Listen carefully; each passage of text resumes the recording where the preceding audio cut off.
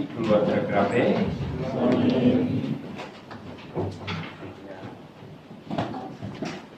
Sungguh hidup yang paling berarti adalah hidup bagi Tuhan.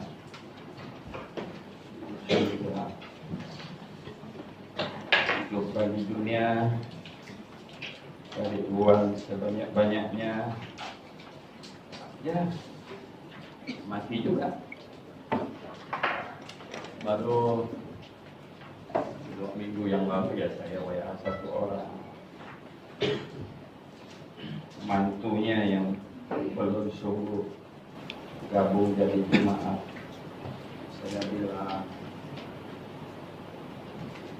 dia lebih perlu ikut blog kelas daripada dapat uang seisi dunia. Kamu percaya nggak bahwa dia lebih perlu ikut blog kelas daripada dapat uang seisi dunia? Ya, saya ngomong-ngomong sama Simo, kalau tidak jadi hamba Tuhan saya secara ekonomi mungkin kaya sekali, tapi kehidupan akan mungkin kacau. Betul ya, tidak seindah sekarang. Betul nggak? Masih mungkin entah gimana gitu. Lihat apa tuh mau beli nanti itu banyak duit. Coba kalau bisa hidup bisa kacau. Nah, bayangkan betapa indahnya. Nah, kalau saya ingin sampaikan kepada mahasiswa, setelah tua dievaluasi. Daud saja setelah tua dievaluasi. Dahulu aku muda, sekarang sudah menjadi tua. Tidak pernah aku melihat orang benar ditinggalkan dan anak cucunya minta roti. Evaluasi. Ya. Kamu tanya orang yang sudah tua, sudah lanjut usia, yang kerja yang lain-lain, banyak yang bilang, aduh, seharusnya saya dulu melayani Tuhannya. Seharusnya. Ya, seharusnya dulu saya begini. Dan saya tidak pernah dengar hamba Tuhan yang menyesal. Waduh, saya menyesal untuk melayani Tuhan.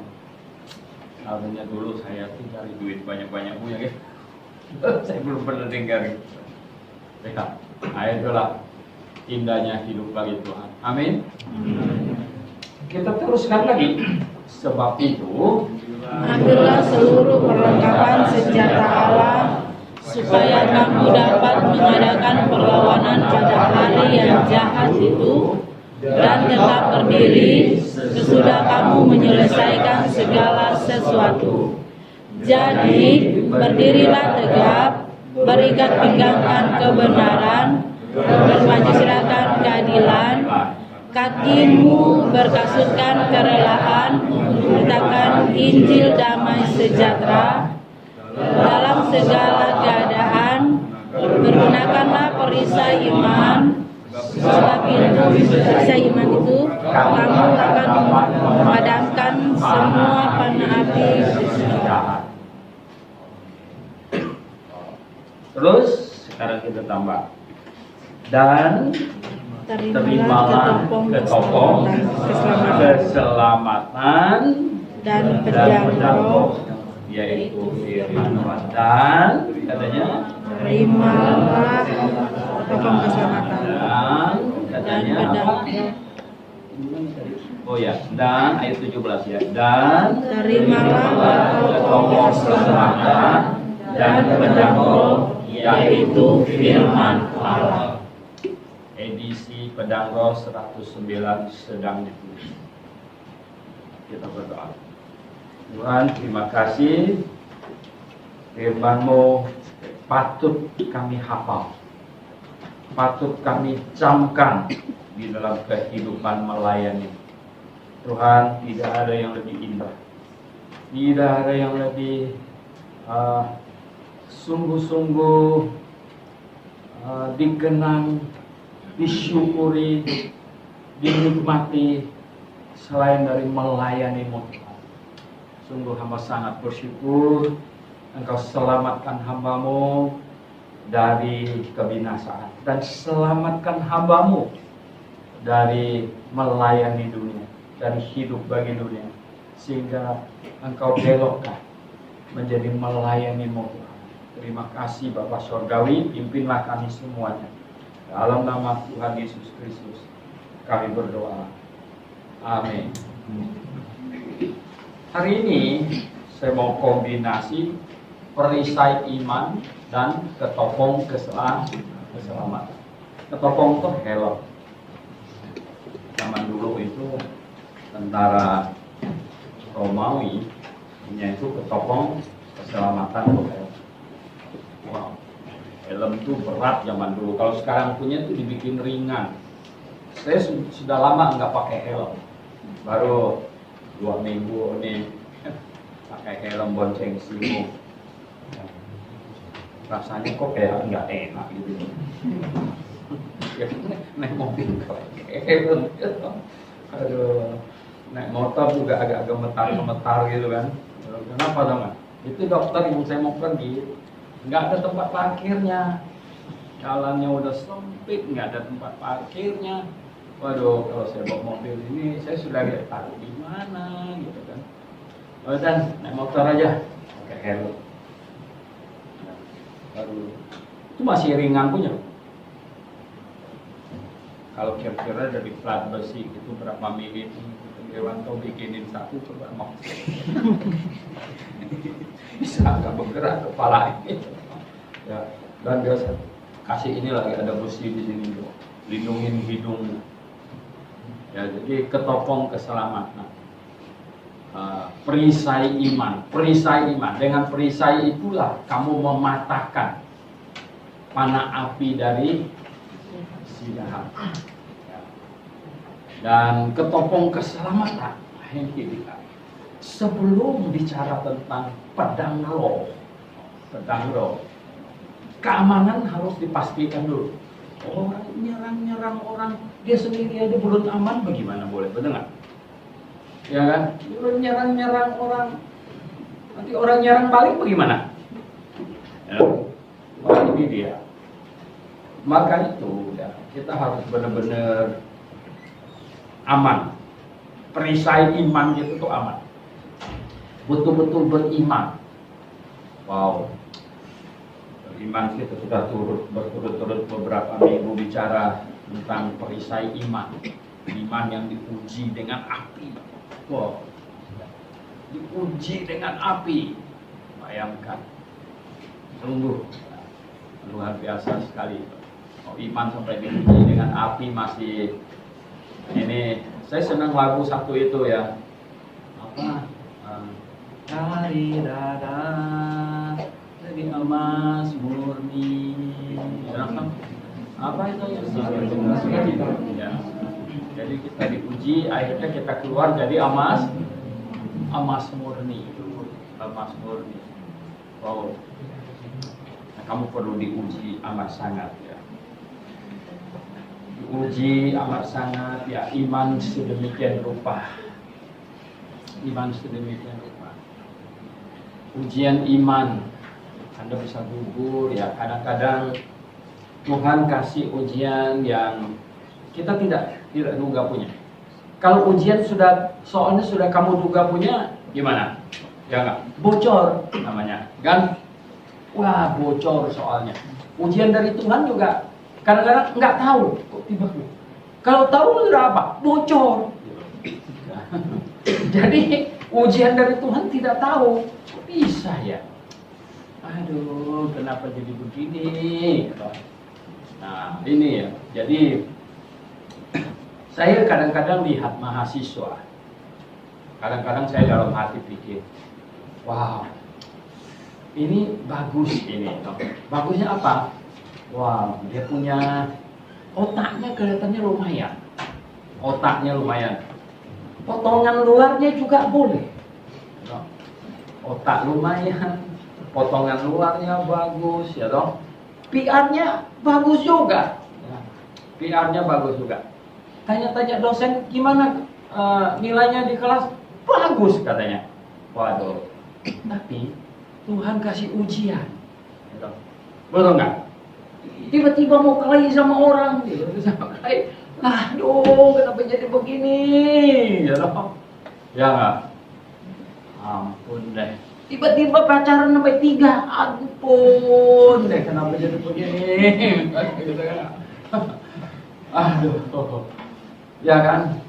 Ini ujian ini memang nggak banyak-banyak amat.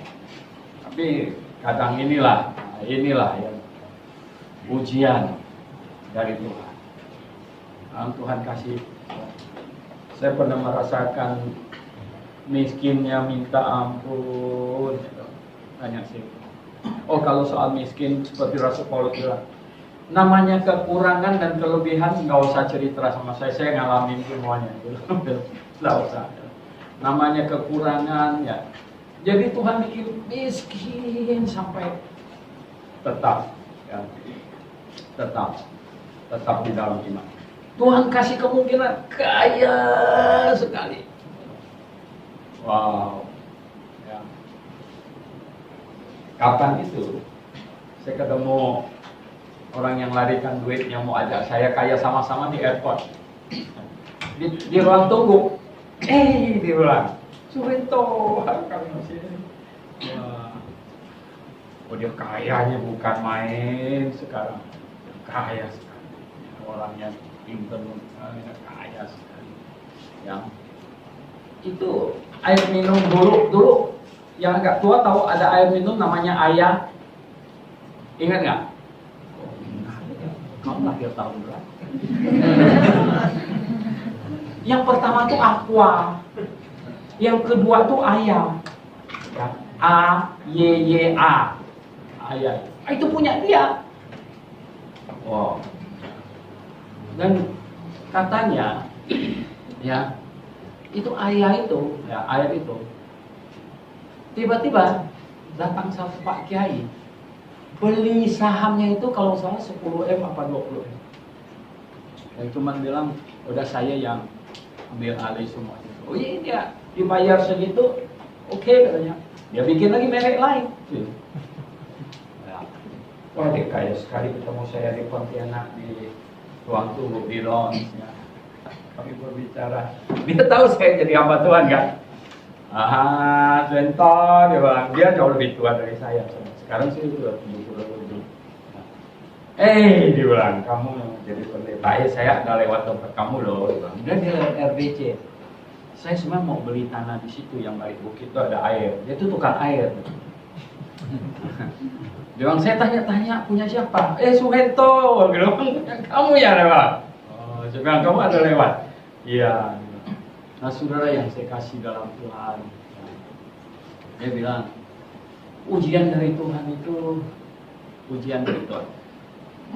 Mungkin orang sangat tahan dengan ujian miskin. Ya, saya miskin Tuhan, saya setia Tuhan, saya ini miskin Tuhan. Lihat saya Tuhan, betapa miskinnya saya Tuhan, betapa kasihannya saya Tuhan. Tapi saya setia Tuhan, saya akan setia semiskin apapun gitu. Saya makan apapun, saya setia Tuhan. Oh, hebatnya bukan main-main. Ya kan? Tiba-tiba Tuhan balik.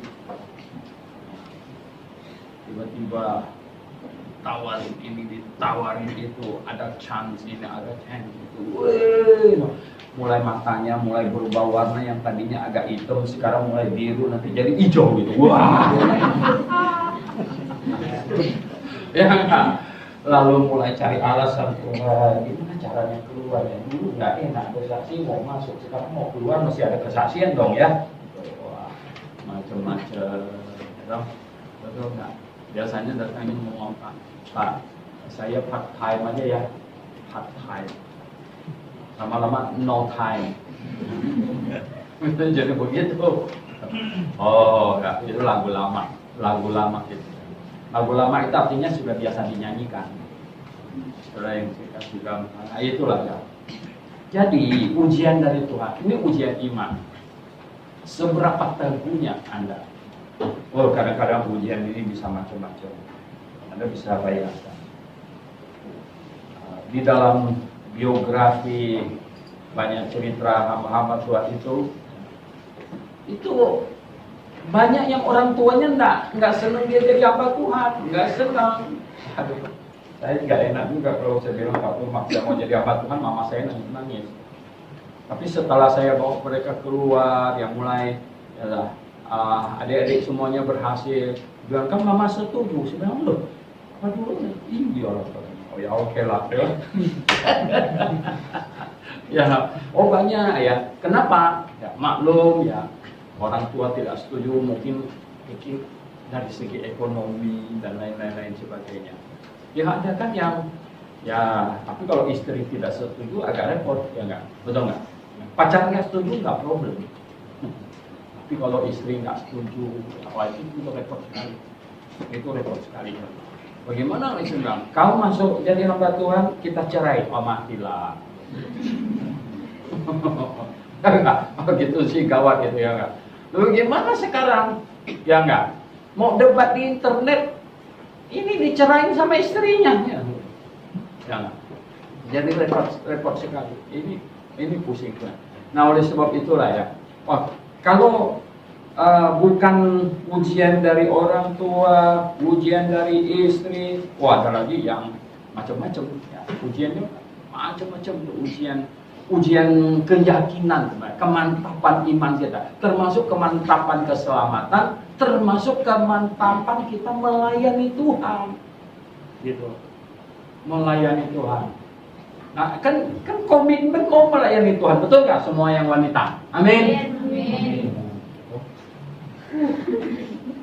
Tahu-tahu misalnya yang datang mobilnya ada segitiga dan bulat-bulatnya begitu. Kemudian di belakangnya ada S lagi. Wih, Mercy S-Class. Itu tahu nggak Mercy S-Class itu nggak tembus peluru loh. Dulu aja di aman di dalamnya, kalau kok nggak bisa. Nah, betul nggak? Yang saya bilang bukan ditodong pakai pistol, ditodong pakai cincin kawin. Wah, gimana? Takut ini? Masuk, wah, cincin kawin. Nah ini. Ya kadang-kadang kita pikir, benar kan dia sudah bicara kepada Tuhan bahwa dia sungguh hati mau melayani Tuhan. Ya, sungguh hati mau melayani Tuhan. Apapun terjadi, saya tetap mau melayani Tuhan. Apapun yang tidak ada manusia yang bisa halangin saya, tidak ada. Ya, karena Tuhan sudah begitu mengasihi saya, dan saya juga mengasihi Tuhan sedemikian rupa. Maka ya, tidak ada siapapun lagi yang bisa menghalangi saya dari melayani Tuhan. Tidak ada orang yang bisa, tidak ada. Lalu keadaan, keadaan sih sangat tergantung sama kita. Keadaan itu, kebanyakan keadaan yang kita hadapi itu bisanya controllable, bisa dikontrol punya, bisa dikontrol. Ya, kadang-kadang orang bilang apa? Ada seringkali orang kasih tahu saya, oh begini, dia itu begini, dia itu kurang bagus sama saya, dia sengaja mau duduk saya apa? Kita bilang hubungan manusia itu, human relationship itu sesuatu yang bersifat timbal balik, timbal balik. Ini, ya. Ini tadi malam ngomong-ngomong sama Pak Boni, saya bilang saya sebenarnya ingin lagi mengajar ini, mungkin digabung psikologi anak sama pengantar psikologi. Ini mahasiswa sangat penting. Manusia itu kalau hubungan manusia antar manusia itu sesuatu yang bisa kamu perbuat, efek ke orang-orang akan efek balik lagi. Jadi ini adalah sesuatu yang balik. Misalnya seseorang bilang apa? orang-orang tidak suka dia. Kenapa bisa begitu? Kenapa orang bisa tidak suka kamu? Masalahnya apa? Ya kan? Masalahnya apa? Disitulah timbal baliknya itu. Kalau kita usaha mau menyenangkan orang, tahu nggak? Paling enak menginjil itu menginjil salesman yang lagi ke tempat kita. Karena dia mau bikin senang kita. Makanya dulu pernah ada salesman datang, ngomong, saya tanya dia, kamu setuju nggak? Saya bilang, kalau suami kamu menikah lagi beberapa? Enggak loh, dia bilang enggak. Oh ya? Kamu tidak setuju? Jadi kalau kamu tidak setuju dengan orang yang suruh suami kamu boleh menikah beberapa lagi gitu, kamu nggak setuju? Enggak lah, mana saya bisa setuju? Jadi kamu tidak setuju loh dengan nabi kamu.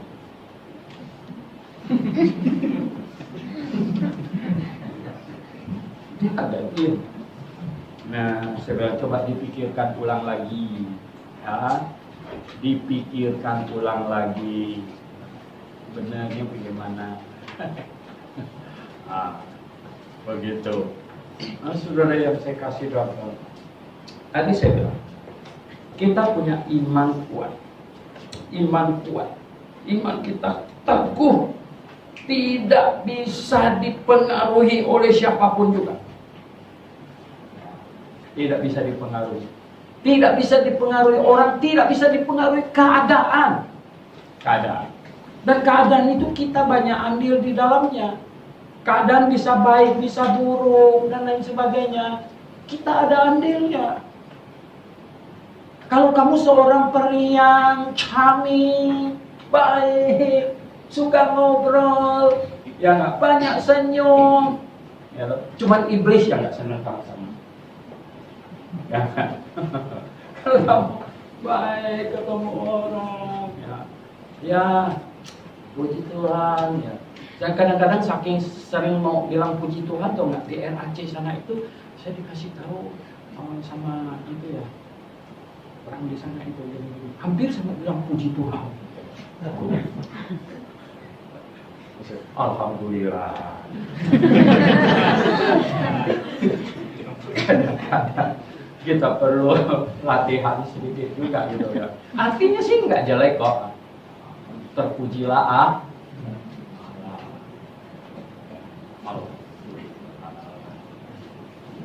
nggak salah. Orang Kristen di Arab nyebut begitu kok. Ya, waktu mereka ada apa-apa yang bagus ya orang Kristennya bilang ya, terpujilah Allah.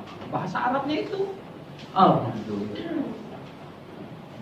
Ya, kita juga nggak salah sih sebenarnya ngomong begitu ya. Cuman jangan diterusin jadi ngaji gitu.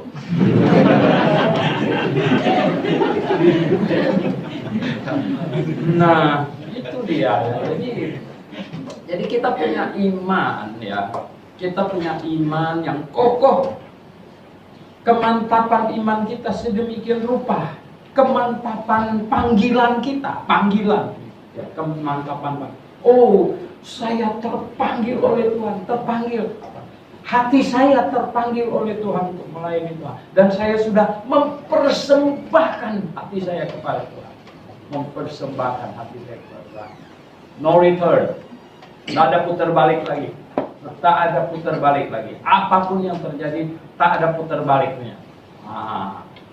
Ini dia. Ini. Yang cowok mau dapat istri, siap melayani Tuhan nggak? Siap nggak? Siap susah nggak? Nggak mau susah, nggak mau. Oke? Siap melayani Tuhan. Siap ikut melayani Tuhan. Ini. Siap susah, siap senang. Ya kan? Kalau di Amerika bilang water and crackers. Crackers itu apa? Roti. Dia bilang susahnya sampai air putih dan kebeng aja doang gitu. Saya bilang di Indonesia kami istilahnya beda. Apa dia bilang? nasi sama garam. Oh, nasi sama garam. Kalau mereka itu water and crickets. Oh, nah, sana itu apa-apa. Tahu nggak? Satu kali saya sama apa suruh apa dia? Itu ada Mrs. Janin itu. Oh, this is a piece of cake. Itu satu apa? Satu slice kue. Maksudnya gampang. Saya bilang. Kalau kami bilangnya beda. Oh, apa bilang? Itu semangkok bumbu. Oh, ya. Begitu. Nah, jadi ya, hidup ini kita ini kan banyak. Keadaan tuh kita yang ciptakan. Kamu harus teguh iman, teguh panggilan, teguh. Tidak dipengaruhi oleh apapun juga. Tidak dipengaruhi apapun. Yang laki-laki itu banyak pengaruh itu ya. Waduh, itu dia. Senior kalian atau sekarang dia mungkin dia atau nyesel atau enggak. Padahal sudah terakhir tinggal mau wisuda. Ya. Tiba-tiba dia hilang dari asrama, kamu bisa bayar. Mau tanya bapak asrama, katanya dia hilang. Waduh, nggak ada kabar. Kemana dia? Nggak ada kabar. Beberapa bulan kemudian dengan apa? Kawin dia. Ya kawin. Setelah punya anak 1 apa 2, dia hubungin saya, dia masih boleh masuk. Wah, saya bilang, kemana? Masuk bagaimana, mau tinggal di mana, segala macam. Nggak bisa lagi. Dulu tinggal wisuda. Tiba-tiba bapak asrama bilang, dia hilang, tadi mana? Udah, nggak mau lagi. Bisa begitu punya. Oh, yang wanita, dulu ada wanita dari Papua. Ya. Tahu tiba-tiba dia permisi, dia nggak kuliah lagi. Lah saya bilang, kenapa? Kamu kenapa? Diterima polisi ya. Ternyata dia tuh lamar jadi polisi. Jadi sebelum ada kabar penerimaan dia masuk dulu di sini, kan makan gratis gitu. Ya ampun. Saya bilang, ini Tuhan yang hitung. Mendingan kalau dia masih datang rajin berjemaat di sini, nggak tahu dia jadi polisi di mana. Kalau saya hampir setahun dia tinggal di sini, hampir setahun kita kasih makan, kasih apa, ya kan? Belajar. Tiba-tiba apa? Pak, saya permisi mau keluar. Kamu kenapa mau keluar? Saya diterima di kepolisian. Oh, baru saya tahu. Ternyata ya, dia lamar polisi, juga dia masuk sini. Sambil tunggu enak kan di sini ya enggak? Enak, banyak teman gitu. Nah, begitu. Wah, saya ini 25 tahun sudah ketemu banyak sekali. Nah, makanya saya selalu mengingatkan sama kalian. Yang wanita, yang wanita. Lulus. Ya, lulus, wah, mantap. Tapi saudara, saya kasih tahu, seharusnya kalau Anda sudah komit untuk melayani Tuhan, komit untuk melayani Tuhan. Ibaratnya sekarang ini komit masuk ke dalam tim kesebelasan, MU, Manchester United, ya, Manchester United, MU, masuk MU nih wanitanya. Kamu masih ada nggak itu buletin yang judulnya apa? Pemain belakang. Ingat loh, pemain belakang. Kamu bukan penyerang, jangan mau jadi Messi. Jangan mau jadi Ronaldo. Ya. Kamu pemain belakang. Ya. Dan jadi kiper, jadi back. Bukan tidak penting, sangat penting. Kalau tidak, gawangnya pasti jebol. Nah, oleh sebab itu, saya bilang dulu sebenarnya lebih ini juga Tuhan punya kasih karunia mengatur. Setat-setat awal Grape tidak terima yang wanita. Ya memang nggak ada pekerjaan yang untuk wanita. Belum ada. Toko buku, juga berkartu, semuanya nggak ada. Sebenarnya sekarang banyak wanita itu sudah bisa melayani di banyak bidang. Karena kita sudah ada, gitu kan? Kita sudah ada toko buku, ada radio, ada perpus, ada segala macam. Nanti lagi kita ini ada RBC, nanti ada RAC, segala macam. Artinya apa? Pemain belakang sudah ada, tersedia untuk pemain belakang. Nah, ini penting. Jadi pemain belakang harus main dengan sepenuh hati juga loh. Sepenuh hati. Wow. Ya. Coba kalau kamu jadi sekarang saya tanya, tukang masak penting nggak kita di sini? Hah? Penting nggak? Coba nggak usah masak sehari, betul nggak? Kita tes gitu. Oh, tukang masak penting, bahkan super penting.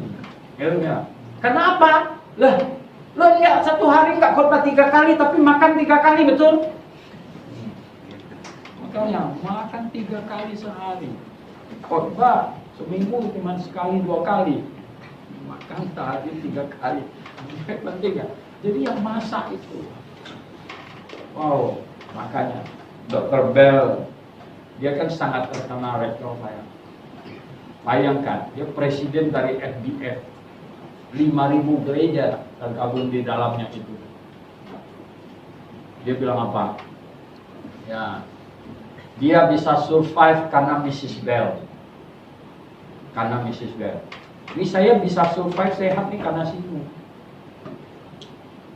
Kalau enggak bagaimana? Ya, satu hari dimasakin 3 kali loh. Saya padahal khotbah 1 minggu cuma berapa kali, betul? Mana lebih banyak? Masak. Nah, jadi ini pemain belakang itu penting. Kalau pemain belakang nggak mogok, kipernya tiba-tiba dia duduk senderin dia pegang.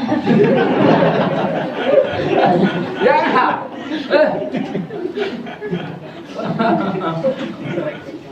tiba-tiba dia duduk, dia sender ini tuh apa tiangnya gitu. Nah, penyerang dari sana bilang apa? Kita tembak jauh aja. Bisa kali itu. Saudara yang saya kasih dalam Tuhan, makanya saya bilang saya sudah sering dengar. Pernah saya ceritakan kalian kan satu kali minggu yang saya pergi khotbah ke satu gereja dulu waktu masih muda. Saya datang ke pagian karena hari Minggu, hari biasa tuh macet di situ, macet sekali. Jadi saya spare waktu agak panjang. Tapi hari Minggu plong, terus sebentar sampai 15 menit. Wah. Jadi dia malah belum mandi di situ, ya kan? Wah, akhirnya saya teriak-teriak ya, cari kok ada yang mesti ya, kok pagi amat gitu. Saya bilang kebetulan lalu lintasnya kosong, ya. Sini. Saya dibawa ke kamar anaknya. Aduh, dia setengah mau nangis. Saya bilang mesti tadi kami udah selesai baru kamu datang. Saya lagi ribut sama Sinu. Ribut sama istri. Hah? Mau ribut gimana? Saya senyum peluk dia. Itu orang kita. Kalau saya bukan hamba Tuhan, udah lama saya cerai dia. Aduh, jangan begitulah. Di tempat tidur anaknya kami berdua. Ya, kamar itu saya peluk dia sebelah begitulah. Dia bilang, nggak bisa diomongin satu kata pun, dia malah 3-4 kata itu. Begitu, wah saya banyak hibur dia. Ya, susah seumur hidup. Iya kan? Mau dicerain nggak bisa. Hamba Tuhan. Nggak dicerain, ditahan-tahan aja. Ini kiper yang sering kali duduk di pos.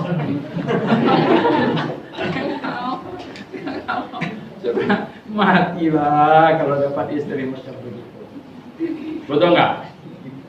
Aduh, kalau sekolah nilai dapat 100 sebuah pun nanti jadi puyeng kepala untuk ngatasin yang satu ini. Maka itu saya kasih tahu, saya ingatin yang ini. Kau dapat yang di luar, kau dapat yang di luar, yang tinggi, ceking, cantik.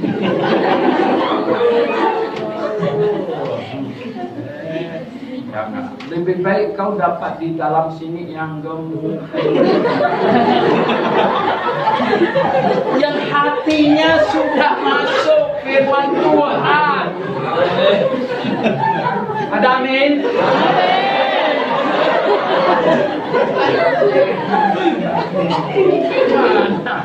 Jadi saya dikasih nasihat yang benar, saya kasih tahu. Karena saya sudah ketemu banyak hamba Tuhan yang mau nangis saja, aduh, mau diajak cerai. Dulu saya kenal satu orang, dia suami istri hamba Tuhan.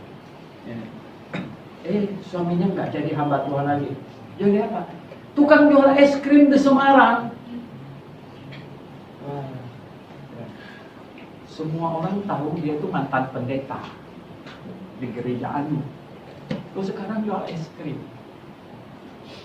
Tanya, dicari tahu masalahnya ada di mana, persoalannya ada di mana, masalahnya di mana. Tahu nggak masalahnya apa? Istrinya. Ampun. Istrinya jiwanya striker, dia nggak mau back.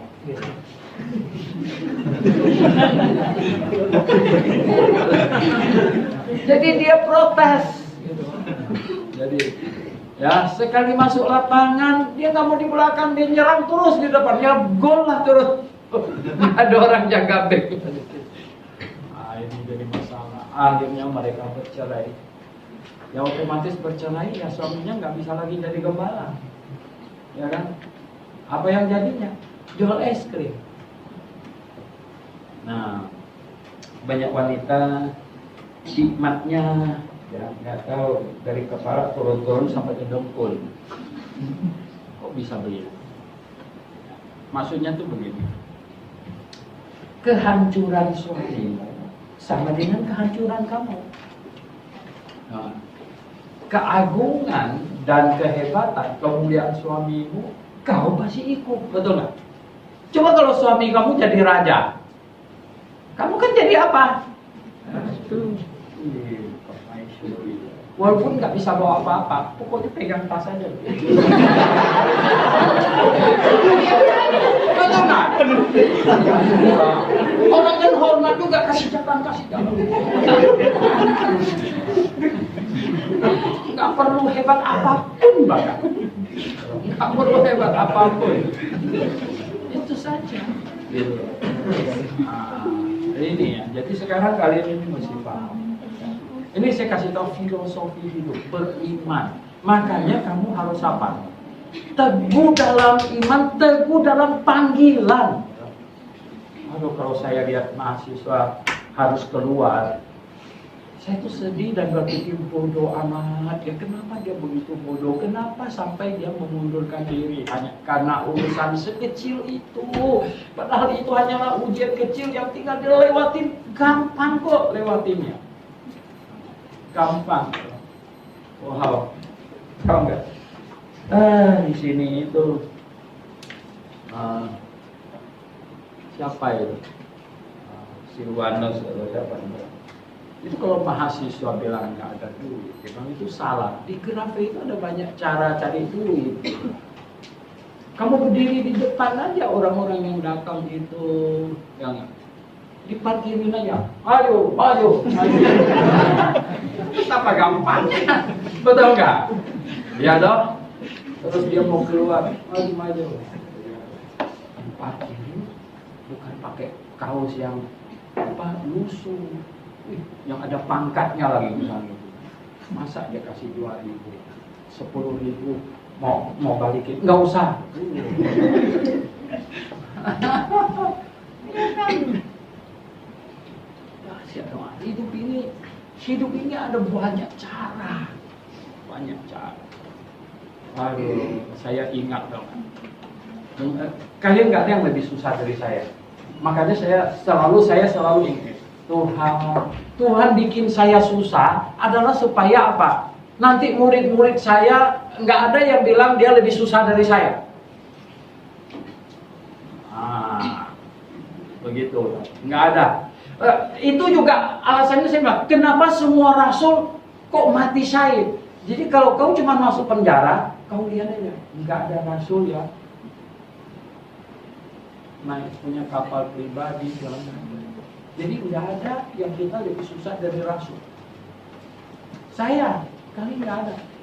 2 anak masuk sekolah Alkitab, nggak ada sponsor. Di situ nggak ada lagu beri syukur. Belum ada lagu beri syukur. Wah ampun, tau gak? Saya siang malam berpikir bagaimana saya ini ya toh. Ini kalau mereka nangis mau minta susu, nggak ada bagaimana Tuhan ya toh, enggak? Saya datangi waktu Ibu Deborah meninggal, tahu gak? Ibu Deborah meninggal, mereka kasih tahu ibu dosen kita, Ibu Deborah meninggal. Saya datang, kita dikasih tahu saya gitu. Terus saya ditarik, dipaksa naik ke atas untuk kasih sepatah 2 patah kata. Ya. Saya membuat mereka banyak yang matanya agak basah. Saya bilang begini, Ibu Deborah yang barusan meninggal ini di depan kita adalah yang sangat saya hormati. Dialah orang yang menolong saya di saat saya paling membutuhkan pertolongan. Saya masuk sekolah Alkitab dengan 2 anak yang masih kecil. Nggak ada uang, nggak ada apa. Ibu Deborah inilah yang terbaring ini, yang mencarikan saya pekerjaan. Dia telepon beberapa sekolah, perlu guru agama. Akhirnya saya jadi guru agama di SD Anugerah Jalan Kartini saya. Dengan gaji kalau nggak salah waktu itu 25.000 sebulan. Tiap Sabtu ngajar dari jam 7 pagi sampai jam 6 sore. Sabtu dari kelas 1 ganti kelas 1 ganti pulang sudah 10 kelas saya ngajar. Rongkongan mau jebol. Pulang. Saya bilang inilah orang yang saya hormati. Kalau sekarang orang mau kasih uang sama saya, carikan saya pekerjaan, nggak usah lagi. Nggak usah lagi. Saya tidak perlu itu lagi. Tapi dulu, dia pernah tolong saya. Di saat saya paling perlu pertolongan. Itulah orang yang sangat. Mereka semuanya sedih sekali. Ya. Saya bilang, saya mengalami kesusahan. Saya cari uang, ngajar, hanya supaya bisa makan loh. Bisa makan. Bisa terus. Bayangkan. Nah, Anda di mana kesusahan kamu? Ya enggak? Di mana? Ya toh? Oh ini tinggal sekolah, hahu-hahu, latihan nyanyi. Apa itu? Tiba-tiba bapaknya transfer ke rekeningnya. Enak sekali. Tapi ada persoalan sebenarnya hidup ini. Wah, mestinya Anda kuliah dengan penuh happy. Luar biasa. Inilah. Maka itu. Ucaplah syukur atas anugerah yang sangat besar ini. Ucapkanlah syukur. Oh, pujilah Tuhan. Dan iman makin mantap, panggilan kamu makin mantap. Panggilan melayani Tuhan, support yang lain. Ya, saya nggak bisa striker, no problem. Saya jadi back. Saya mempunyai feeling yang kuat, jadi kiper. Itulah yang kita bisa. Amin. Oke. Setelah itu tutup barang doa.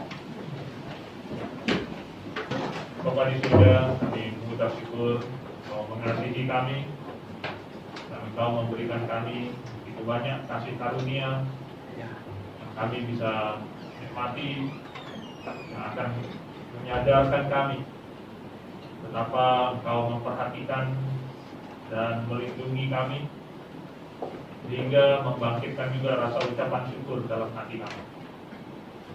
Biarlah kami yang sudah menikmati begitu banyak kasih karunia ini semakin termotivasi untuk melihat padamu, dan kami mengejar apa yang Kau inginkan.